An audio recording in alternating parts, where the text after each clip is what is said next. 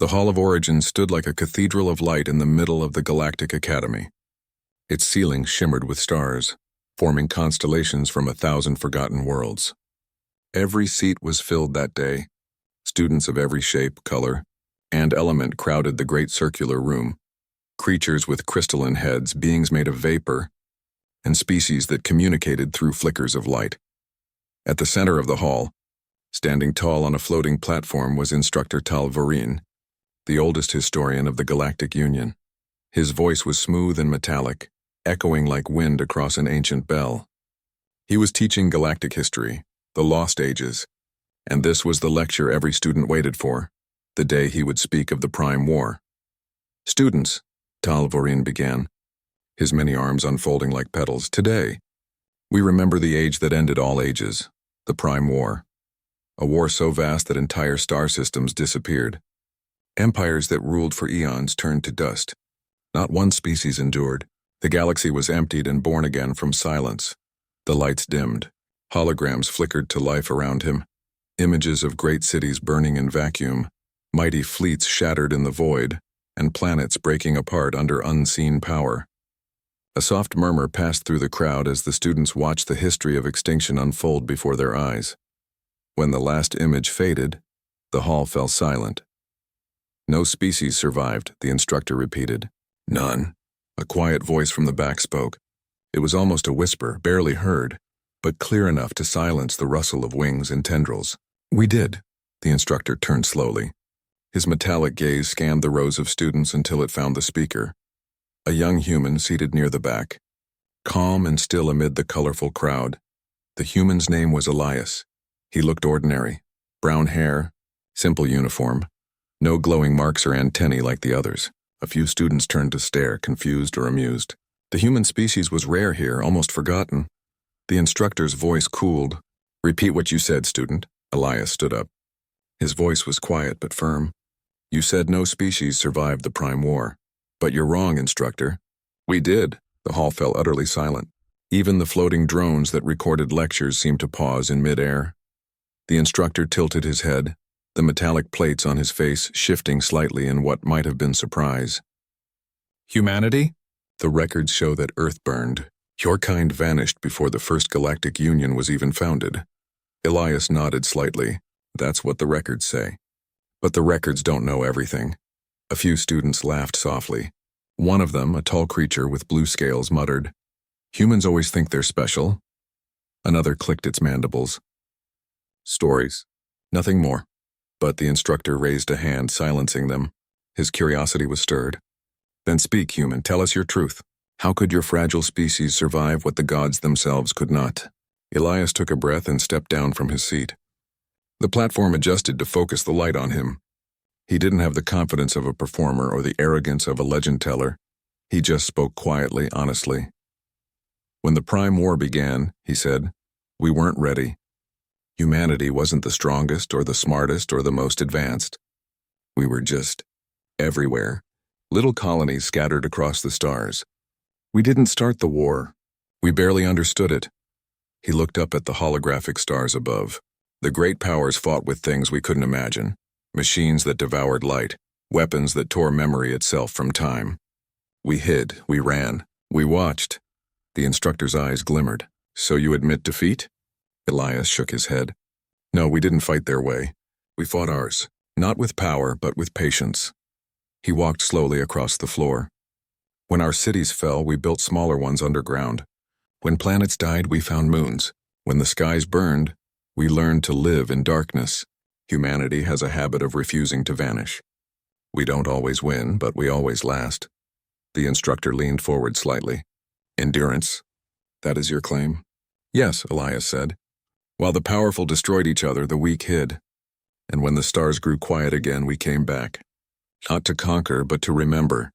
A faint murmur spread through the crowd. Some were listening now, truly listening. The instructor watched in silence. Elias continued, his voice low but steady. "We called ourselves the Keepers. We traveled from ruin to ruin, gathering what was left of the old worlds. Pieces of languages, songs, art, dreams. We recorded them in our memory vault so nothing would be lost again. We didn't rebuild an empire. We built a library," he smiled faintly. Maybe that's why no one noticed us. We weren't loud. We didn't carve monuments. We whispered instead. The instructor crossed his many arms. If this is true, human, where are these vaults? Where are your people now? Elias met his gaze. Everywhere, he said simply. Hidden worlds, drifting stations, places where no one thinks to look. We learned long ago that survival isn't about being seen. It's about being remembered. The instructor studied him carefully.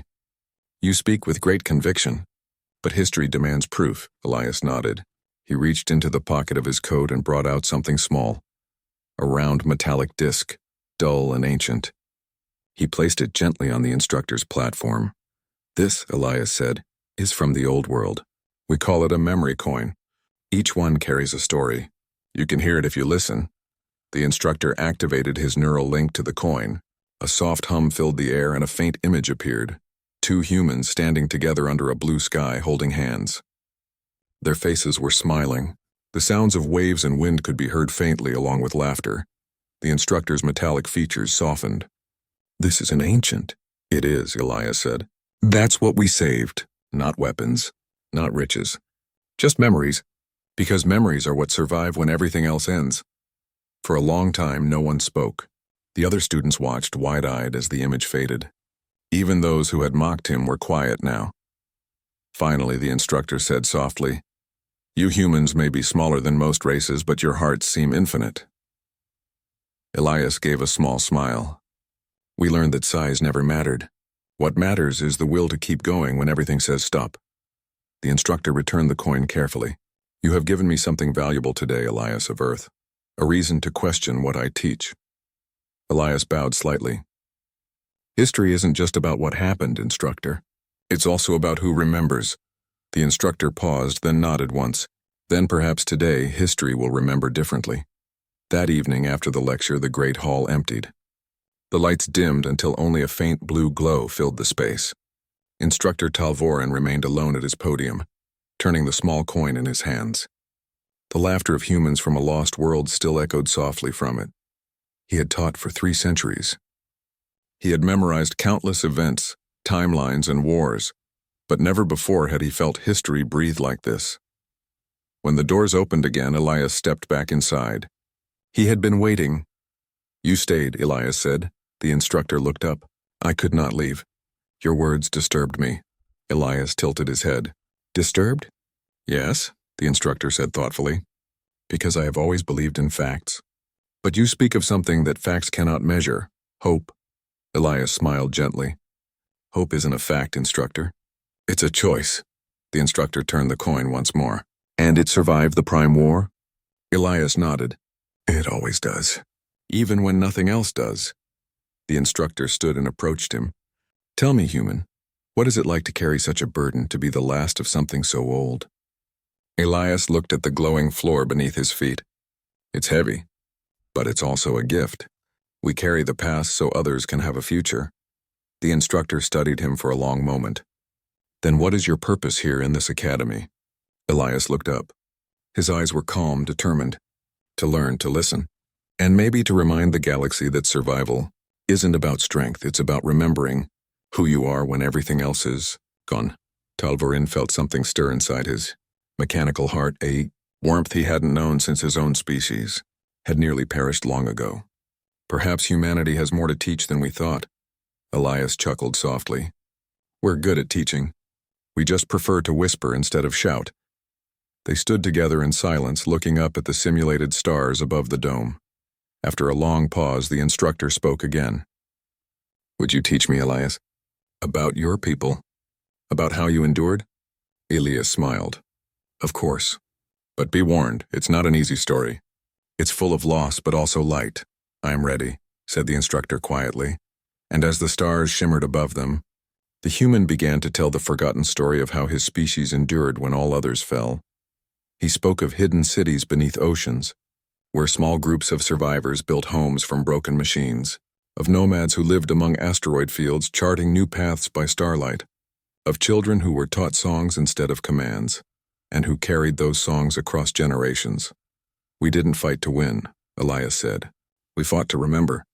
That's how we became the keepers. That's how we're still here. By the time he finished, the first light of dawn shone through the transparent dome. The instructor looked at him and whispered, "Perhaps you're not just survivors, human. Perhaps you're the reason the galaxy still dreams." Elias smiled softly.